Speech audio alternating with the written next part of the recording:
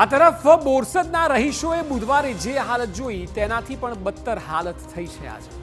એવું એટલા માટે કારણ કે પાણી તો ઓસરી ગયા છે, પરંતુ અનેક જગ્યાએ હજુ પણ સ્થિતિ એવી છે કે જ્યાં લોકો ડહોળાયેલા પાણીમાં રહેવા મજબૂર છે. તો પછી ઘરમાંથી પાણી નીકળ્યા બાદ ઘર વખરીને લાખો કરોડો રૂપિયાનું ઓવરઓલ વિસ્તારમાં નુકસાન થયું છે. આ સ્થિતિ બાદ લોકો સવાલ કરી રહ્યા છે કે આખરે આ સમસ્યાનું સમાધાન ક્યારે આવશે.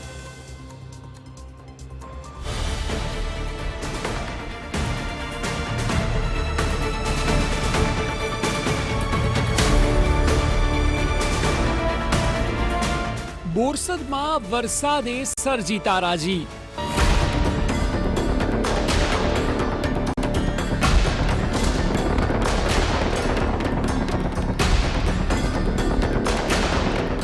લોકોને પારાવાર મુશ્કેલી.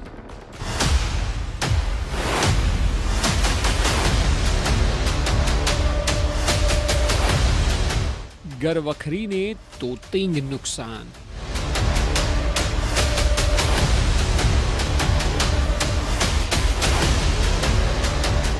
આ દ્રશ્યો રહેણાંક વિસ્તારની હાલત એટલી કફોડી બની ગઈ છે કે લોકો હવે પરેશાન થઈ ચૂક્યા છે. જ્યાં નજર જાય ત્યાં નુકસાન જેવી સ્થિતિ સર્જાઈ છે. અહીં બુધવારે સંપૂર્ણ પાણી જ પાણી હતું. આખે આખા ઘર પાણીમાં ડૂબી ગયા હોય તેવી સ્થિતિ સર્જાઈ ગઈ હતી. હવે ઘર વખરીને જ જોઈ લો. આ દ્રશ્યો જ ચાળી ખાય છે વાતની કે આખરે લોકોની પરિસ્થિતિ કેટલી હદે કફોડી સર્જાઈ હશે. કેમેરામેનને પહેલાં વિનંતી કરીશ એ દ્રશ્યો બતાવે કે જે પાણી ગઈકાલે ઘરોની અંદર ફરી વળ્યા હતા, તેના કારણે જે ઘરોનું સાધન સામગ્રી હતી તેને વ્યાપક નુકસાન થયું છે. લોકો દ્વારા અત્યારે ઘર સફાઈની કામગીરી પણ હાથ ધરવામાં આવી છે. દ્રશ્યો અત્યારે હું બતાવવાનો પ્રયાસ કરીશ કે ગઈકાલે જે ઢીચણ સમાણા પાણી ઘરોની અંદર ફરી વળ્યા હતા, તો સફાઈ કામગીરી પણ જે લોકો છે તેમના દ્વારા કરવામાં આવી રહી છે. બીજી તરફ વાત કરવામાં આવે તો જે રીતે અત્યારે આપ દ્રશ્યો જોઈ રહ્યા છો કે પાણી ફરી વળવાને કારણે કેટલું બધું વ્યાપક નુકસાન અહીંયા થયેલું જોવા મળી રહ્યું છે. જો કે તમામ સાધન સામગ્રી જે ઘરની હતી તે બગડી જવા પામી છે. બીજી તરફ વાત કરીશું તો જે સ્થાનિક નાગરિકો છે તેમની સાથે પણ આપણે વાત કરવાનો પ્રયાસ કરીશું. ગઈકાલે જે વરસાદ પડ્યો તેના કારણે શું નુકસાન થયું અને હવે તેમના દ્વારા શું કાર્યવાહી કરવામાં આવી રહી છે. શું નામ છે બેન તમારું? રેખાબેન. શું થયેલું ગઈકાલે? આ પાણી આવી ગયું ને બધું અમારું નુકસાન થયું. ઘઉં ચોખા બધું બગડ્યું છે અને બધું ઉપર ચડી ગયા. અમે મુસીબતમાં ઉપર પછી ચડી ગયા. બરાબર. શું રજૂઆત છે તમારી? સર, અમારી એક રિક્વેસ્ટ છે કે હંમેશ માટે આ પાણી ઓલરેડી અચાનક આવે છે ને ભારે નુકસાન થાય છે બધાને, લેડીઝ કે બાળકો કેટલું કરે. તો મેન અમારી રિક્વેસ્ટ છે કે છેક શાક માર્કેટનું જે નાળું છે ને એ ઓપન કરવામાં આવે કે જેથી કરીને બધું પાણી ત્યાં જતું રહે. આ તળાવમાં ફરી પાછું ફરે ફરી પાછું અહીંયા આવે છે. એટલે દર ફેર આ જ પ્રોબ્લેમ છે વર્ષોથી છે. એટલે અમારે સ્થાનિક અને સંસદને બી રિક્વેસ્ટ છે કે પ્લીઝ અમારા પ્રોબ્લેમ હંમેશ માટે સોલ્વ કરો, નહીં તો ઇલેક્શનમાં પ્લીઝ મહેરબાની કરીને વોટ માંગવા આવશો નહીં. તમને બે હાથ જોડીને રિક્વેસ્ટ પ્લીઝ. માત્ર રહેણાંક વિસ્તારો જ નહીં, પરંતુ સરકારી અનાજના ગોડાઉનમાં પણ પાણી ઘૂસી ગયા હતા. આજે પણ 1 ફૂટ જેટલા પાણી ભરાયા છે.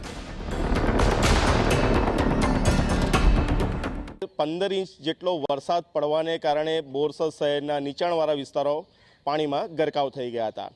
અત્યારે ઊભો છું આણંદ જિલ્લાના બોરસદ તાલુકાના સરકારી ગોડાઉનમાં. બોરસદ તાલુકાના સસ્તા અનાજની દુકાનોની અંદર જે જથ્થો ફાળવવામાં આવતો હોય છે તે અહીંયા સ્ટોરેજ કરવામાં આવતો હોય છે. દ્રશ્યો અત્યારે આપ જોઈ રહ્યા છો કયા પ્રકારની સ્થિતિ અત્યારે છે, તો વિચારો 24 કલાક પહેલાં કયા પ્રકારની સ્થિતિ હશે.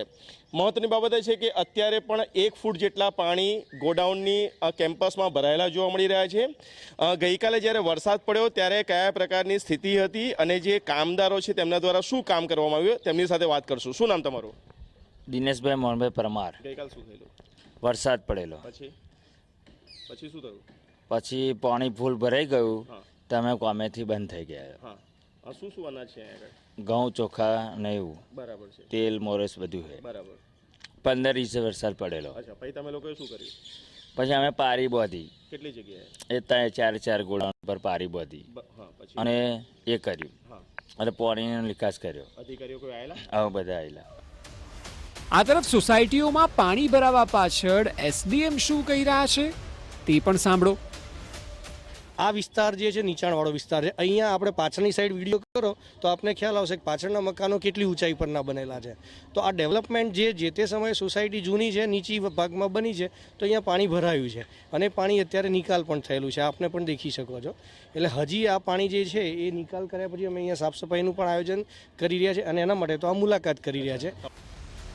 આણંદ જિલ્લાના પ્રભારી મંત્રી ઋષિકેશભાઈ પટેલે જિલ્લામાં જે સ્થિતિ છે તેને લઈને પોતાનું નિવેદન આપ્યું. તેઓએ કહ્યું કે પાણી ભરાવાની સ્થિતિ એકાદ બે વિસ્તારની જ છે, પરંતુ ભવિષ્યમાં તેને પણ દૂર કરવામાં આવશે અને હવે પછી રોગચાળો ન વધે તેની તકેદારી રાખવામાં આવશે. પ્રશાસન સચેત છે. હવે પછીની પરિસ્થિતિમાં જ્યાં આગળ પાણી ભરાયું છે, ગંદકી થઈ છે, ત્યાં આગળ મેલેથિન પાવડર, વેક્ટરબોર્ન ડિસીઝીસ ના થાય, પાણીજન્ય રોગો ઊભા ના થાય, એના માટેની તૈયારી પણ આરોગ્ય વિભાગને પણ સૂચનાઓ આપેલી છે કે મેલેથિન પાવડરનો છંટકાવ છે, ક્લોરિનેશનવાળું પાણી આપવું વગેરે વગેરે જે બાબતો. આરોગ્યની કોઈ સમસ્યાઓ પાણીજન્ય ન થાય એના માટેની જરૂરી સૂચનાઓની પણ વાતચીત થઈ છે. તંત્ર બિલકુલ સચેત છે. આખું વહીવટી તંત્ર આના માટે કામ કરી રહ્યું છે. આજુબાજુની 3 નગરપાલિકાઓમાંથી પણ વધારેની ટીમો અહીંયા મંગાવી લીધી છે. એટલે ખૂબ ઝડપથી પૂર્વવત પરિસ્થિતિ અહીંયા સ્થાપિત થઈ જશે. બોરસદમાં ભલે પ્રશાસન સબ સલામત થશે તેવું કહી રહ્યું છે, પરંતુ લોકો કાગડોળે રાહ જોઈને બેઠા છે કે આખરે ક્યારે થશે પાણીનો નિકાલ. કેમ દર વર્ષે આવી સ્થિતિ સર્જાય છે? શું પ્રશાસન પાસે કાયમી નિકાલ નથી? લાખોના નુકસાનનું આખરે જવાબદાર કોણ? કરોડોના બજેટ બાદ આવી સ્થિતિ કેમ સર્જાય? જો પાણીજન્ય રોગ ફેલાયો તો? આ તમામ સવાલ થવા ખૂબ જ આવશ્યક છે, કારણ કે જ્યાં સુધી તંત્રના વાયદાની વાત છે તો આવું તો પ્રશાસન દર વર્ષે કહે છે, પરંતુ સ્થિતિ ક્યારેય બદલાતી નથી અને એટલે તે બદલાવી ખૂબ જ જરૂરી છે, અને તે પણ ખાલી વાયદાઓમાં નહીં, ખરા અર્થમાં.